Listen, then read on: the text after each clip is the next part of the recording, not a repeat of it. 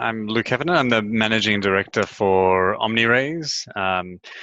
So we are an agency that specializes in face-to-face, but also telemarketing acquisition across a few markets in Asia. We launched in Bangkok in early 2018 and expanded to Malaysia. And more recently, we've started face-to-face in Hong Kong, which is now the only market we're currently operating face-to-face in. I have had about 17 years, I think now, experience in fundraising, which started out as a part-time job at university to help pay rent and course fees during my university days, but quickly sort of turned into a passion, and as is always the way, usually I guess fundraising gives you that opportunity to grow into leadership positions really quickly, and sort of progressed and really enjoyed managing and developing other fundraisers. So I spent about just over 10 years in Australia in a lot of general management roles, covering, really specializing in telemarketing, but also corporate workplace giving. And then moved to Asia, where I took up a role with WWF, heading up their fundraising in Singapore, but saw that obviously there was a huge need for more capacity for regular donors in Asia. I mean, there'd been some tremendous growth, but I think charities could see that it was only really the beginning, and so we launched OmniRaise with the goal to really increase, hopefully, the capacity of the market and build on the good work already done by other agencies that had started in Asia.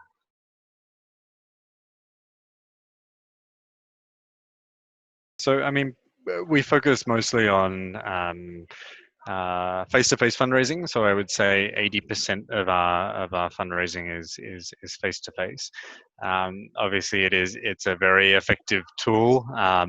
Nothing really beats face-to-face in terms of return on investment or volume. But I think this our greatest strength has also become our vulnerability during this crisis, given what's happening right now. So we are kind of starting to see a shift into more into our other channel, which is acquiring donors through telemarketing, or retaining or upgrading those donors through telemarketing. But they're the two main ways that we're fundraising today.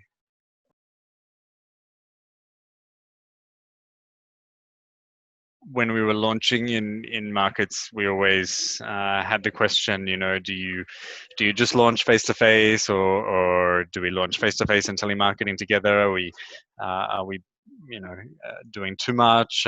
But I think what we've really learned through this crisis is diversifying the business was a really good decision to make early on, because now we've just seen a huge shift towards telemarketing. So in some of the markets that we work in, we've been able to transition maybe up to 80% of our face-to-face fundraisers into telemarketing during this period, to keep them fundraising. And I think the other thing as well, I mean, we're still quite new to Asia, but but we're now opening up in a few markets, and I think that's really helped. Coming back to that point about diversification, the experience is, we've all felt it, but to varying levels across Asia, and the lockdowns might have happened at different times. So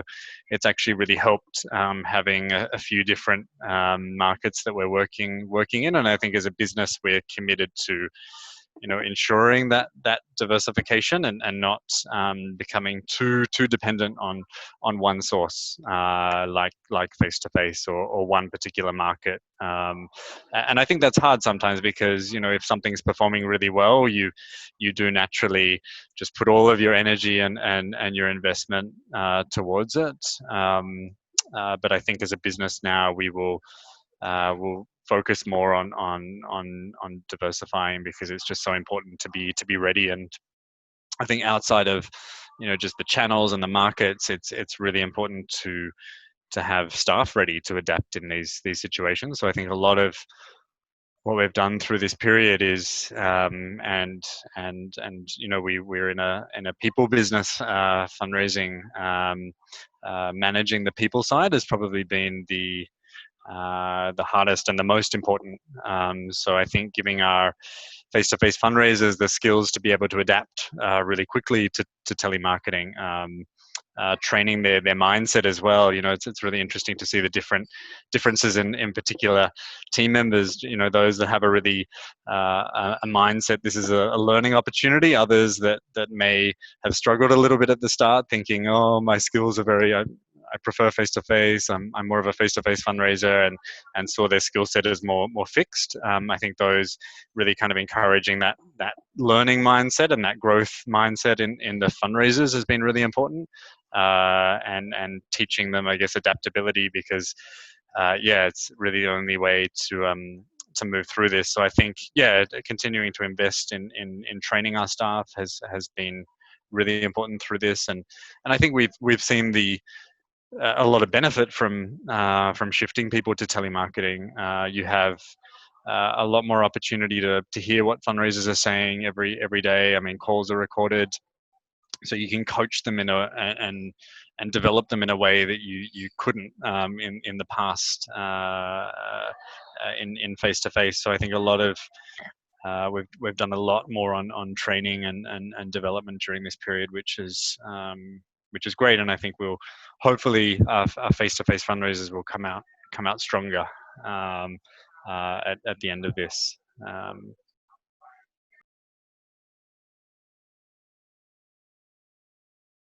I'm quite optimistic about face-to-face, and I've heard good things from some of our clients in markets we're not operating in, but I know have opened after lockdowns. And I heard stories of some performances even doubling in the month after lockdown, because fundraisers went out there with maybe a greater passion, and to work after being locked up at home for a while. So I would stay fairly optimistic about the channel. I think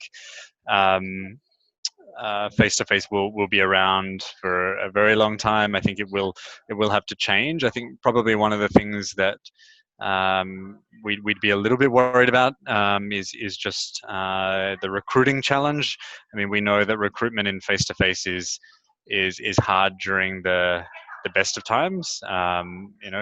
It's not easy to get talent into this role, and I think there's going to be a lot of people that will have concerns around safety and the kind of scope of the job of face to face. So I think I don't think it means that it's impossible by any means, but I think if we are going to succeed, we're going to have to really be able to persuade fundraisers that this is safe, that they make them feel more valued than ever to want to stay. I had one of our fundraisers in Malaysia. They've eased the restrictions now, and they have the opportunity to come back to the office, but her parents disapprove of her coming back to work, and the manager was telling me she was in tears because she really wanted to come back to work, and I think that's a common story you hear across Asia, where I think parents still have, because we employ so many young people in this industry, parents still have a big say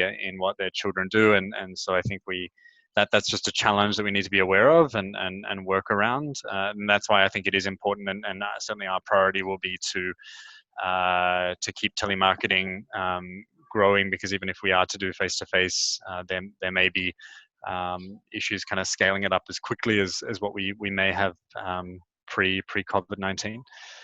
So I think and I mean, there's obviously going to be changes in terms of how we safety measures that we have to put in place as well, and think about how we integrate social distancing and still make it effective. But I think these are all challenges we can work around, and we're seeing that even in Hong Kong, which we've just launched as a new market, we can still achieve the result, and people are still stopping. They're still interested to have conversations.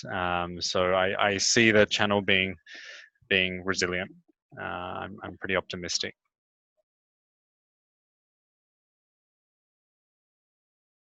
Yeah, look, I think one of the things that we've learned, sort of particularly continuing through this period and being on the phone, is the conversation is certainly changing, and I think it's really important.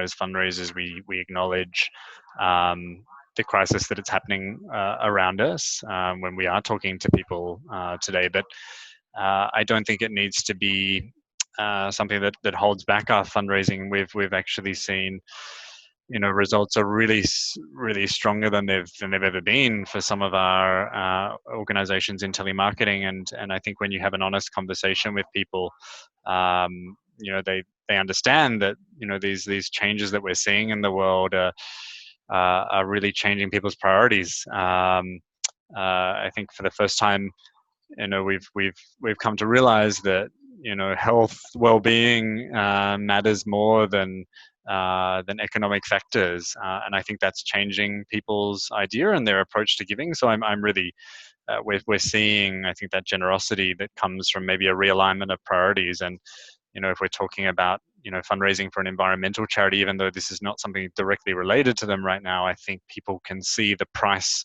of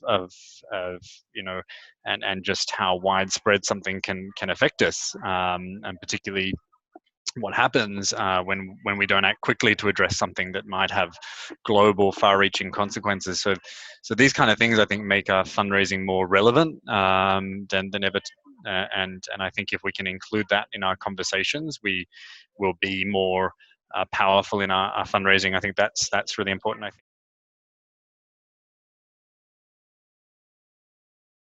And I think as we move beyond COVID, and we maybe have to look at reducing some channels like face to face, I think it's going to be really important to give time to some of these other channels that might need a lot of nurturing and TLC before they really become viable channels. Because I think sometimes as an industry, we tend to give up on things quite quickly, and I think it's going to be really important for us to retest things that might not have worked in the past, and just be open to the fact that even during this uncertain period, these things they may work again, and it's definitely worth testing widely.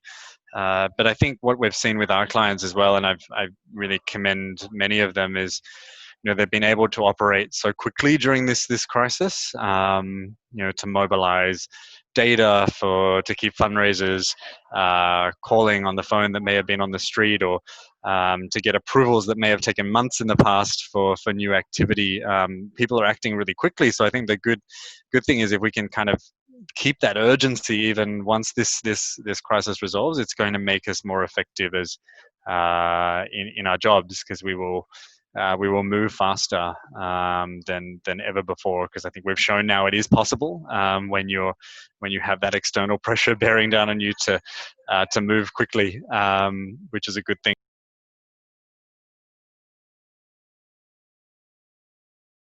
My kind of final point, one of the personal learnings for me running an agency through this period is I feel like even though in this time of social distancing, I'm closer to my staff than I've ever been before. I mean, I'm communicating, and all of our managers are communicating way more frequently, maybe to compensate for the fact that we're not with each other every day.